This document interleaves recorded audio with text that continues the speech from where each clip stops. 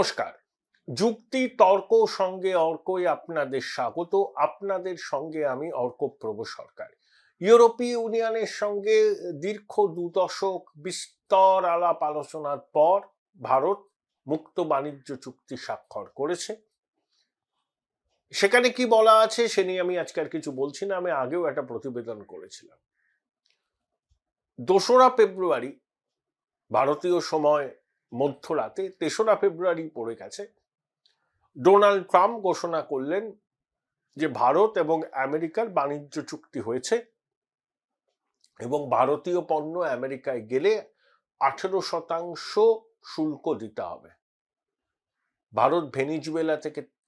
Bharat Russia থেকে তেল নেবে না, ভারত ভেনিজুয়েলা থেকে তেল নেবে এবং $500 বিলিয়ন 5 বছর ধরে ভারত ব্যয় করবে আমেরিকা থেকে প্রযুক্তি, এনার্জি, তেল, খাদ্যপণ্য ইত্যাদি কিনতে। তার আগেই ভারতে নিযুক্ত আমেরিকার রাষ্ট্রদূত সার্জিও গোরে ইন্ডিয়া টুডের একটা ক্যাপশন ছিল, মুভার্স অ্যান্ড শেকার্স, সেটাকে এক্স হ্যান্ডেলে পোস্ট করেছিলেন, বলেছিলেন স্টে টিউনড। তার কিছুক্ষণ পরেই ট্রাম্পের ঘোষণা। তারপর নরেন্দ্র মোদী জানালেন যে ভারত এবং আমেরিকার মধ্যে বাণিজ্য চুক্তি সম্পাদিত হয়েছে। অবশ্যই আসার খবর।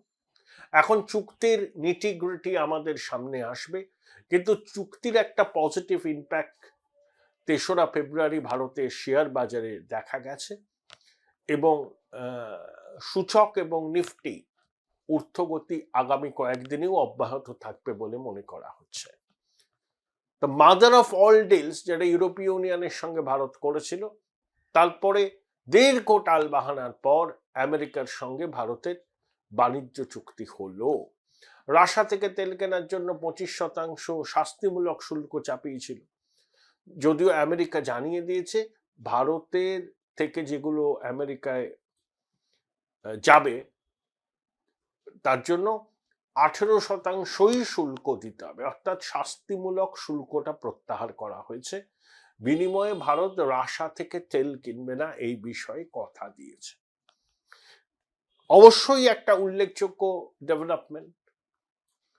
একটা বিশ্ববাজারে টালমাটাল হয়েছিল, ভারত আমেরিকার বাণিজ্য চুক্তি হচ্ছে না, ট্রাম্পের শাস্তিমূলক শুল্কের প্রভাব তো ভারতের অর্থনীতিতে উপরে ছিল, ভারতের শেয়ার বাজারে উপরে ছিল।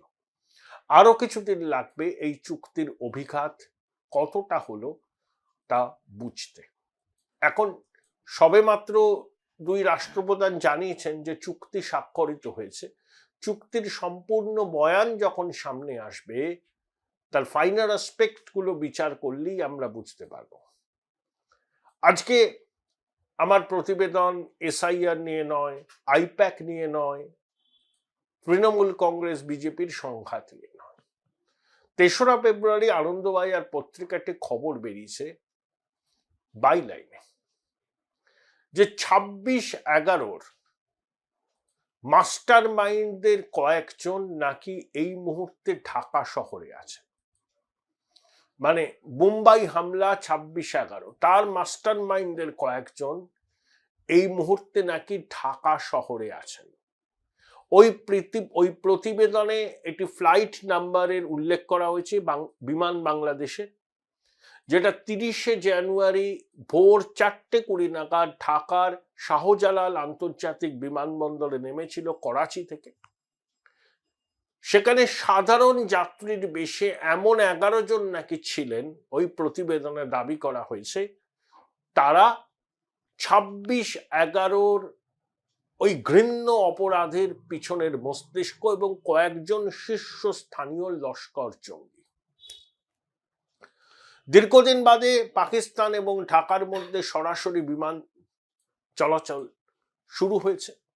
করাচি ঢাকা অনেকদিন বন্ধ ছিল এবং চট্টগ্রাম বন্দরে পাকিস্তান থেকে পণ্যবাহী জাহাজ আসছে এবং সেখানে কন্টেনার যখন নামানো হচ্ছে, সেই কন্টেনারে কি আছে সেটাও দেখছে না বাংলাদেশের কর্তৃপক্ষ। আপনাদের মনে আছে 2004 সালে ওই কর্ণফুলী জেটিতে অস্ত্র নেমেছিল। জামাতের তৎকালীন আমির, তখন বিএনপি জামাত জোট সরকারের শিল্পমন্ত্রী ছিলেন এবং বাংলাদেশের তখন স্বরাষ্ট্র উপমন্ত্রী ছিলেন লুৎফুজ্জামান বাবার। তারা দুজনেই শাস্তি পেয়েছিলেন। অর্থাৎ কন্টেনার ভর্তি অস্ত্র এসেছিল উত্তর পূর্বের বিচ্ছিন্নতাবাদীদের হাতে তুলে দিতে। তারপর তো 2009 সাল থেকে টানা আওয়ামী লীগের সরকার। বাংলাদেশের মাটি থেকে সত্যি জঙ্গি জেহাদি কাজকর্ম অনেকটাই নিয়ন্ত্রণ করা গেছিল। কারণ শেখ হাসিনার শাসনকালে বাংলাদেশে, আপনাদের তো মনে আছে, ওই একটা কাফেতে সাংঘাতিক ঘটনা ঘটল, অনেকজন মারা গেল গুলশান অঞ্চলে। আমি কাফেটার নাম এই মুহূর্তে মনে করতে পারছি না, 2015-16 সালের ঘটনা। তখন তদন্ত হলো, তখন দেখা গেল যারা এই জঙ্গি হামলাটা করেছে হোলি আর্টিজান কাফে, তারা বাংলাদেশের সম্ভ্রান্ত পরিবারের সব ছেলে, তাদের বিদেশি বিশ্ববিদ্যালয়ের ডিগ্রি আছে, তারা র্যাডিক্যালাইজড হয়ে গেছে। তারপরে আবার জঙ্গি নিয়ন্ত্রণে আরো কড়াকড়ি হয়, দুদেশের মধ্যে নিয়মিত সমন্বয় হতো গোয়েন্দা সংস্থার মধ্যে। কিন্তু 2024-এর 5ই অগস্টের পর বাংলাদেশ কার্যত জঙ্গি জেহাদিদের দখলে চলে গেছে। আন্তর্জাতিক খ্যাতিসম্পন্ন বাটপার, নোবেলের শান্তি পুরস্কার জয়ী ইউনুস ঘোষিত ভারত বিরোধী, গণতন্ত্রের শত্রু, মুক্তিযুদ্ধের শত্রু, পাকিস্তানের পা চাটা দালাল দালাল এবং ওর সাঙ্গপাঙ্গ, বিশেষ করে আসিফ নজরুল, সেটা হচ্ছে আরো বড় দালাল, জঙ্গিদের ধর্মপিতা।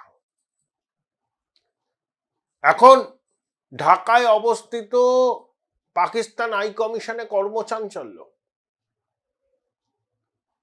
চট্টগ্রামে নাকি ইউনুস পাকিস্তানের সহযোগিতায় অস্ত্র কারখানা করবে, এবং ওই প্রতিবেদনে যেভাবে বিমান নম্বর দিয়ে 11 জনের নাম বলা হয়েছে এবং তাদের পাসপোর্ট উল্লেখ করা হয়েছে, বলা হচ্ছে তারা লস্কর জঙ্গি এবং 26/11 মাস্টার মাইন্ড, অর্থাৎ বাংলাদেশের মাটিকে ব্যবহার করে ভারতে সন্ত্রাসী কাজ চালাবার পরিকল্পনা করছে পাকিস্তানের মাটিতে ঘাঁটি গাড়া এবং পাকিস্তান এস্টাবলিশমেন্টের প্রশ্রয়ে লালিত পালিত জঙ্গি গোষ্ঠীগুলো।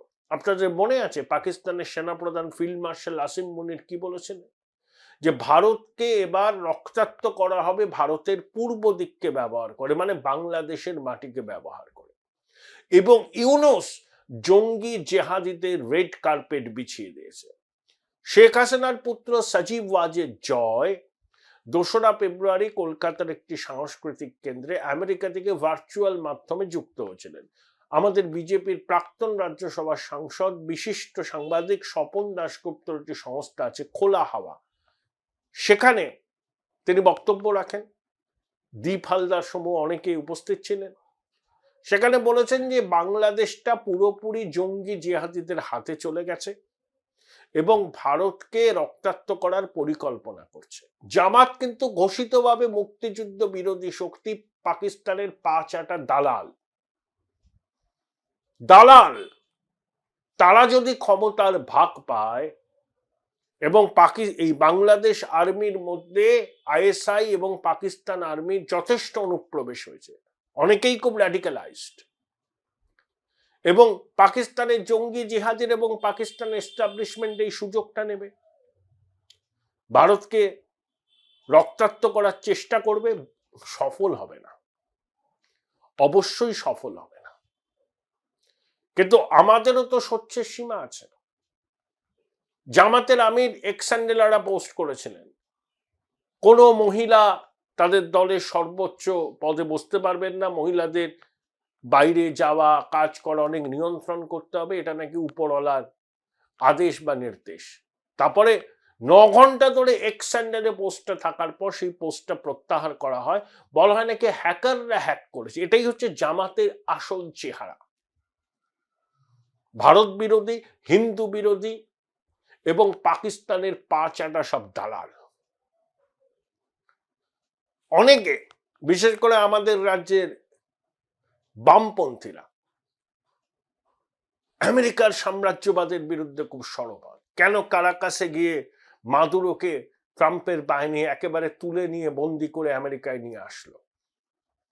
কারণ ভেনিজুয়েলা আমেরিকার অস্তিত্বের পক্ষে বিপজ্জনক হচ্ছিল।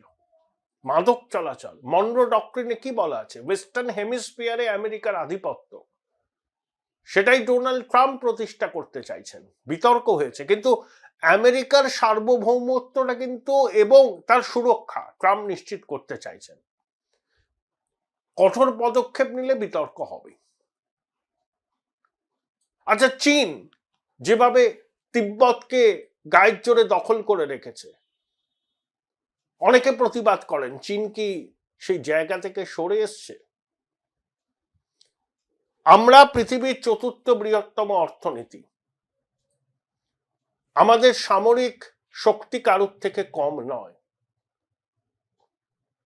তাহলে বাংলাদেশের মাটিতে যদি লস্কর জঙ্গিদের দাপাদাপি বাড়ে, আইএসআই এর দাপাদাপি বাড়ে, তাহলে অপারেশন সিন্দুরের পরবর্তী লক্ষ্য কেন বাংলাদেশ হবে না? ভারত সরকার এবং ভারতের গোয়েন্দা সংস্থা যদি নির্ভরযোগ্য সূত্র মারফত জানতে পারে যে এখানে জঙ্গিরা ঘাঁটি গাচ্ছে, অস্ত্র প্রশিক্ষণ নিচ্ছে, ভারতকে হামলা করার পরিকল্পনা করছে, চিকেন নেককে আক্রমণ করার পরিকল্পনা করছে, তাহলে আমাদের পরবর্তী অপারেশন সিন্দুর হবে বাংলাদেশে। তাহলে আমার দর্শকরা বলুন তো, বাংলাদেশকে কতক্ষণ লাগবে হাঁটু মুড়ে বসে ক্ষমা চাইতে? আমার তো মনে হয় 5 মিনিট। মাতৃজঠরের লজ্জা জঙ্গি নেতা ইউনূস, কান খুলে শুনে রাখ। বাংলাদেশের মাটিকে যদি ব্যবহার করার সুযোগ দিস জঙ্গি জিহাদিদের, পরিণাম ভয়ঙ্কর হবে। আমরা প্রতিবেশীর সঙ্গে সহজ স্বাভাবিক সম্পর্ক রাখতে চাই। ভারত দিয়ে ঘেরা তোরা, বেশি ট্যাফও করলে উচিত শিক্ষা দেওয়া হবে, অর্থনৈতিকভাবে দেওয়া হবে, প্রয়োজনে সামরিকভাবে দেওয়া হবে। সাতঘাটের জল খাওয়া সুদী বৃদ্ধ চর্বচস্য লেজ্জ পেয় খেয়ে বাংলাদেশের মাটি থেকে ভারতকে রক্তাক্ত করার চক্রান্ত করছে, আর আমরা হাত গুটিয়ে বসে থাকবো? পাকিস্তান একটা শিক্ষা পেয়েছে, প্রয়োজনে ইউনূসের বাংলাদেশকেও দিতে হবে নান্য পন্থা। ইতিমধ্যেই বাজেটে অর্থমন্ত্রী নির্মলা সীতারামন বাংলাদেশের মাটিতে যে প্রজেক্টগুলো চলছে ভারতের আর্থিক সহায়তায়, সেখানে অনুদান হাফ করে দিয়েছেন। বেশ করেছেন। আমরা মালদ্বীপে ইনভেস্ট করব, শ্রীলঙ্কায় করব, ভুটান তো আছেই। ভাবার সময় এসছে। রিপোর্টটা খুব অ্যালার্মিং। যেভাবে প্রতিবেদক একদম বিমানের নাম্বার উল্লেখ করে 11 জন লস্কর জঙ্গির কথা বলছেন, তাদের পাসপোর্ট নাম্বার এবং নাম পর্যন্ত রিপোর্টে উল্লেখ আছে। এখনো ইউনূস সরকার এই প্রতিবেদনের কিন্তু কোনো প্রতিবাদ জানাবে কি করে? মুখ আছে জঙ্গি জিহাদিদের নেতা ইউনূস। খুব রাগ হতো যখন ওকে বলা হতো জঙ্গিদের নেতা, বলে অপপ্রচার হচ্ছে। অপপ্রচার নয়, ইউনূস জঙ্গিদের নেতা আর আসিফ নজরুল জঙ্গিদের ধর্মপিতা। Join Indian Institute of Hotel Management now. Right choice, right decision.